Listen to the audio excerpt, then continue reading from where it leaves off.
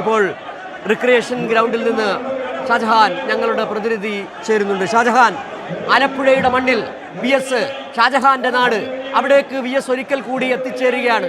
അന്ത്യനിദ്ര പുന്നപ്ര വയലാറിന്റെ മണ്ണിലേക്ക് സഖാക്കളുടെ, ഒരുപാട് രക്തസാക്ഷികളുടെ, ദിവാൻ ഭരണത്തിന്റെ, ബ്രിട്ടീഷുകാരുടെ വെടിയുണ്ടകളേറ്റ് പിടഞ്ഞു മരിച്ച ആ ചോരയുടെ മണമുള്ള, ചോരയുടെ നനവ് മാറാത്ത ആ മണ്ണിലേക്ക് VS, ആലപ്പുഴയുടെ സമരനായകൻ, കേരളത്തിന്റെ ആകെ വിപ്ലവകാരിയായ VS എത്തിച്ചേരുകയാണ്. അവിടേക്ക് ആ റിക്രിയേഷൻ ഗ്രൗണ്ടിൽ എത്ര ആയിരങ്ങളാണ് തടിച്ചുകൂടിയിരിക്കുന്നത്. കനത്ത മഴ പെയ്യുകയാണ് അവിടെ. ആ മഴയെ അവഗണിച്ച് കുട ചൂടാതെ കുട ചൂടിയും എത്ര പേരാണ് അവിടെ ഉള്ളത്?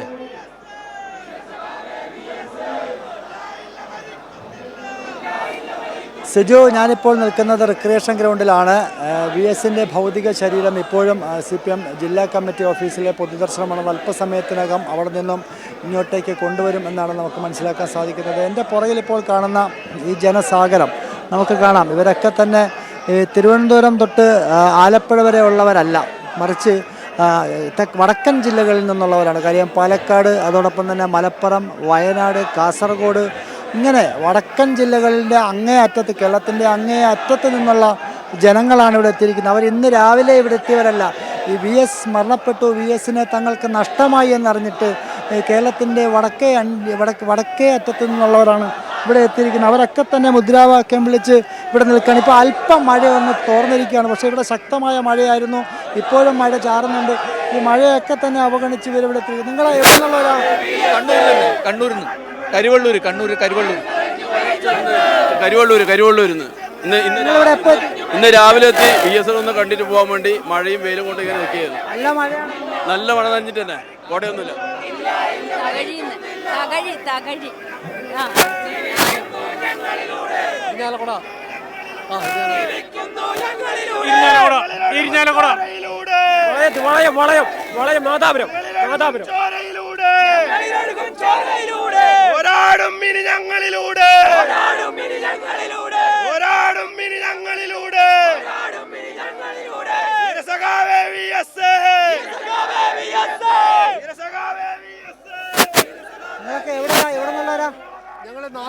കോഴിക്കോട് ജില്ല നാദാപുരം ഞങ്ങൾ ഇന്നലെ രാത്രി 10 മണിക്ക് പുറപ്പെട്ടതാണ്. നല്ല മഴയായിരുന്നു. രാവിലെ 8:30 മണിക്ക് നിന്നത് ഇവിടെ. എന്ത് പേരായാലും ഞങ്ങൾ VSനെ കണ്ടിട്ടേ മടങ്ങും. താമസിച്ചാൽ ഞങ്ങൾ VSനെ കണ്ടിട്ടേ ഇവിടുന്ന് മടങ്ങും. ഇതാണ് സിജു, നമുക്ക് ഓരോ മനുഷ്യരുടെയും, VSനെ സ്നേഹിക്കുന്ന ഓരോ മനുഷ്യരുടെയും വാക്കുകളിലൂടെ നമുക്ക് കേൾക്കാൻ സാധിക്കുന്നത്. മഴയാണേലും നേരത്തെ നമ്മൾ കേട്ടതാണ്. കയ്യൂരിൽ നിന്ന്, കരിവള്ളൂരിൽ നിന്ന്, ധീര രക്തസാക്ഷികളുടെ മണ്ണിൽ നിന്ന്, ഇരിങ്ങാലക്കുടയിൽ നിന്ന്, തൃശ്ശൂരിൽ നിന്ന്, മലപ്പുറത്ത് നിന്ന്, കാസർഗോഡ് നിന്ന് എത്തിയ അനേകായിരം സഖാക്കൾ. അവർക്ക് ഒരേ ഒരു ആവശ്യമേ ഉള്ളൂ, ഒരു മിനിറ്റ്, ഒരു നിമിഷം. ആ സഖാവിന്, കേരളത്തിൻ്റെ ഫിഡൽ കാസ്ട്രോ എന്നറിയപ്പെടുന്ന പ്രിയപ്പെട്ട VSനെ ഒരു നിമിഷം ഒന്ന് അന്ത്യാഭിവാദ്യം അർപ്പിക്കുക, അവസാനമായി ഒരു നോക്ക് കാണുക.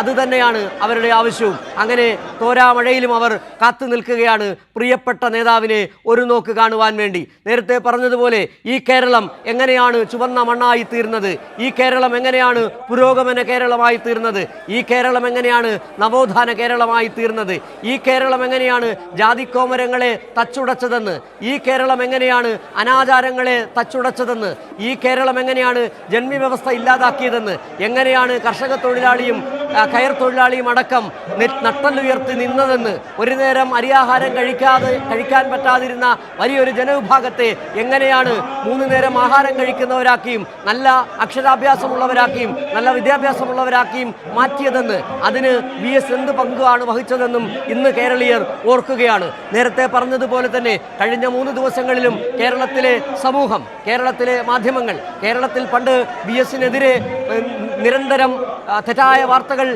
എഴുതിയിരുന്നവർ പോലും, പറഞ്ഞിരുന്നവർ പോലും ഇപ്പോൾ VSനെ ഓർത്ത് അനുശോചന കുറിപ്പുകൾ എഴുതുകയാണ്.